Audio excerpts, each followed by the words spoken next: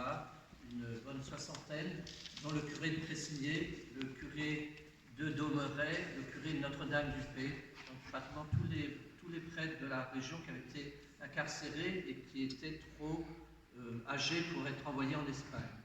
Vous trouvez ici de là, par exemple, à Notre-Dame-du-Pé, un vitrail qui représente la noyade à Nantes, qui a donc concerné aussi le curé ici de Saint-Laurent-des-Mortiers.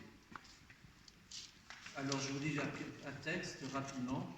Donc pendant la Révolution, nombre de prêtres dans le Maine et le Haut-Anjou subirent persécutions, incarcération, déportation, beaucoup sont morts au voyage, et jusqu'au martyre. Vous avez l'ouvrage de l'abbé Gauguin, 4 tomes, qui donne de très nombreux détails. Cet ouvrage a été réédité, donc vous pouvez le trouver plus ou moins, en tout cas il est dans toutes les bibliothèques de la région. De très nombreux fidèles aussi les rejoignent, sont venus en aide et donc ont subi pour la foi, et non pas pour des raisons même politiques, mais purement pour la foi, le martyre.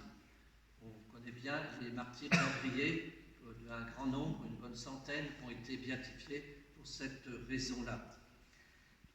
Parmi eux, certains se détachent particulièrement en cette église Saint-Laurent-des-Mortiers, où l'on ne peut oublier le bienheureux abbé Duliou, mort martyr à Laval et béatifié avec les autres prêtres de Laval, mais aussi l'abbé Baul, martyr, non béatifié encore, mais il y a un procès, on peut espérer qu'il aboutisse un jour, noyé à Nantes.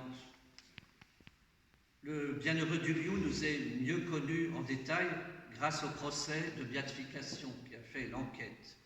Il est né ici même à Saint-Laurent-des-Mortiers en 1727. Après un vicariat, il a été nommé curé de Saint-Fort, justement, j'aurais dû en parler ce matin à la messe, la paroisse où la messe a été célébrée, où se trouve la chapelle Saint-Joseph. C'était le curé de Saint-Fort, justement. C'est la Providence ici. Incarcéré à Patience, couvent de religieuses qui avaient été chassées à Laval, ce prêtre paralytique, torturé d'ulcère en octobre 1792, n'en fut pas moins condamné à mort et guillotiné le 21 janvier 1794, où le comité révolutionnaire voulait fêter en grande pompe le premier anniversaire de la mort de Louis XVI, donc par cette débauche de sang. L'abbé Bault lui-même donc est devenu curé de Saint-Laurent en 1757. Il était donc curé depuis très longtemps, depuis 34 ans, dans cette paroisse, quand il fut incarcéré à Angers.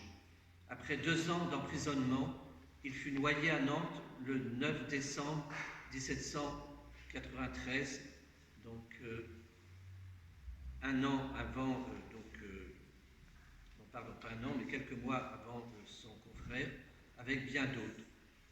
On ne peut ici suffisamment rappeler, comme je vous l'ai dit dans l'homélie ce matin, que la Révolution ne fut pas seulement antichrétienne, mais elle a voulu éradiquer le christianisme avec une férocité qui n'a rien à envier à ces lointains émules que furent les Khmers rouges, qui se sont d'ailleurs eux-mêmes revendiqués de la Révolution française.